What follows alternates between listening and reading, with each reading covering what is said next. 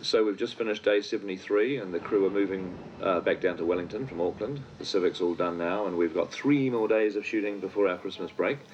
And there's a good chance, though, on this travel day for me to catch up with the most popular question, I guess, or one of the most popular questions has been people asking for more information about conceptual art. So for Adrian, Alexandros, Chris, 2 Chris's, Danny, Dwayne, Jeannie, Jesse, Johnny, Miki, Sarah, and a lot of other people who've asked about the process of conceptualizing the film and then how that's taken through the production design. I thought we'd just, look at a couple of examples. The thing with conceptual art that I enjoy mostly is the inspirational value. For instance, we always knew that in our movie we wanted Kong to fight a T-Rex. So one of the very first things that I had our conceptual artists draw up for me were a whole series of pictures of Kong fighting a T-Rex. The one in Newsweek that we released is a good example of that. The design of Kong is not the final design of Kong. The T-Rex doesn't really look like the T-Rex in the movie because these are not creature design drawings. These are just inspirational mood and atmosphere. How it works is Gus and I will get a very detailed brief from Peter as to what he would like to see sort of regarding the next set build. Gus and I can go away and do whatever we want, and that's generally called a first pass. We'll come back with however many paintings and get a very clear, succinct critique from Peter. Sometimes we have the opportunity to do a second or third pass depending on what we've missed or what he's seen and liked and possibly would like to change. You sometimes get ideas for the choreography of the fight based on their drawings. I just love them to be doing stuff for me with no rules, with no instructions really, just come up with some cool images. And that's a really valuable way in which conceptual art can actually feed into the creative process. It's very inspirational. And then it obviously informs the designing of the film.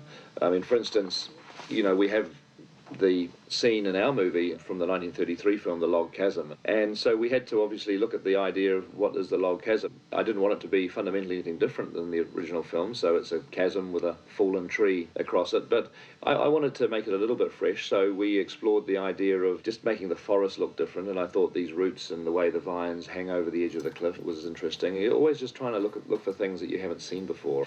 I always thought that the tree, rather than being horizontal like it is in the original film, I thought it'd be fun if the tree was actually on an angle, so you had to go uphill to climb over the tree. And then on the other side of the chasm, I wanted to just get a sense, some vague trace of the ruins on Skull Island. So I'm standing next to the design maquette for the log chasm. We've built a variety of scales trying to analyse what is required for the log chasm and the log across the gap. And we've worked up those scales, interacting with Peter and the art department as we've gone. With the log chasm, as with all our big sets, the interpretation from there on is just about size. The concept art is sort of our Bible on each set. It's different, of course. But in terms of the build itself, the texture in the logs, the colour of the mosses on the logs, it's a great tool for anyone who's working on it, whether it's the sculptors or whether it's the painters or the dressers. Everyone has that as their sort of base reference. And in this case, we have the side of the chasm they approach from, Kong's side of the chasm, and the log that spans the chasm. This is our version of the famous log scene, which was obviously used in the original film and in the 1976 remake, so how can we do without it? It's one of the iconic moments of Kong, and it's obviously a scene that most people will be expecting to see, and we don't want to disappoint them. So we've built this mechanical platform with basically a big rubber tree, and the idea is that we've programmed moves into the computer-controlled platform that simulate roughly what Kong will be doing when he shakes and wobbles the tree.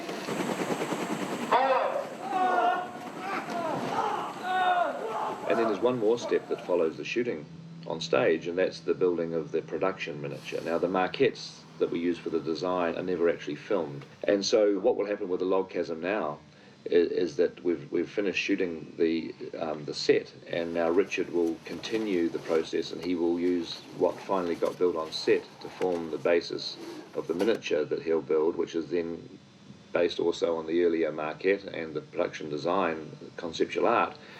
What we'll do now is turn this maquette over to John Baster, who is our miniature supervisor, and he will utilise it to build the final landscape model. And his production miniature, which is going to be huge, will incorporate the deep chasm, it'll incorporate the towering cliffs, the depth. It'll have everything that was impossible for us to build on stage, but it will match ultimately what did get built on stage, so we can blend the two together.